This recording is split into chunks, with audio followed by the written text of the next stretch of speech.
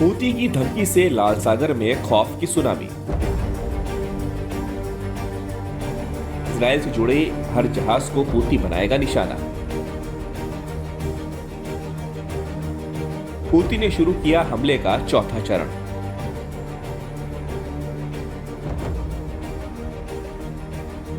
Israel के प्रधानमंत्री Benjamin Netanyahu को अब सपने में भी हूती दिखाई देने लगे हैं। इसकी वजह यह है कि हूती विद्रोहियों ने नेतन्याहू की नाक में दम कर दिया है और गले की हड्डी बन गए हैं। यमन में हूती विद्रोहियों के ठिकानों पर इजराइल ने जबरदस्त बमबारी कर उन्हें तबाह किया, लेकिन हूती फिर से उठाकर इजरायली जहाजों और इजरायली शहरों पर हमले कर रहा है।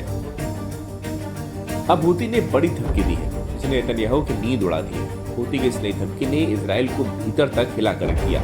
दरअसल यमन के अंसारुल्लाह ने इजराइल के खिलाफ भयानक हमले का ऐलान किया है। यमनी सेना के प्रवक्ता यहा सरी ने एक टेलीविजन बयान में बताया कि इजरायली दुश्मन के खिलाफ घेराबंदी का चौथा चरण शुरू कर दिया है, जिसके तहत लाल सागर में अब से उन सभी जहाजों पर मिसाइलों से हमले किए जाएंगे जो इजरायली बंदरगाहों से व्यापार करने वाली किसी भी कंपनी से जुड़े होंगे या फिर उनका इजराइल से किसी भी तरह का व्यापार होगा।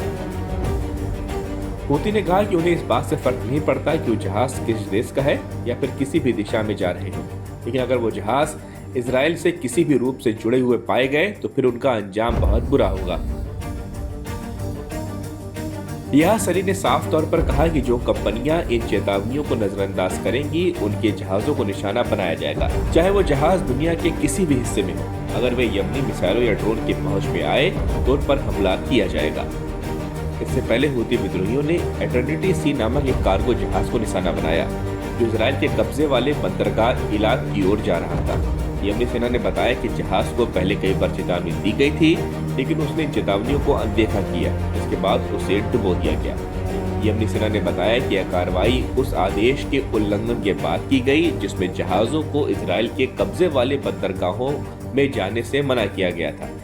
ये पूरा अभियान फिलिस्तीन के समर्थन में चलाया जा रहा है। यमनी सेना का कहना है कि जब तक इजराइल गाजा पर हमले और नाकाबंदी बंद नहीं करता, तब तक उसके सैन्य अभियान जारी रहेंगे।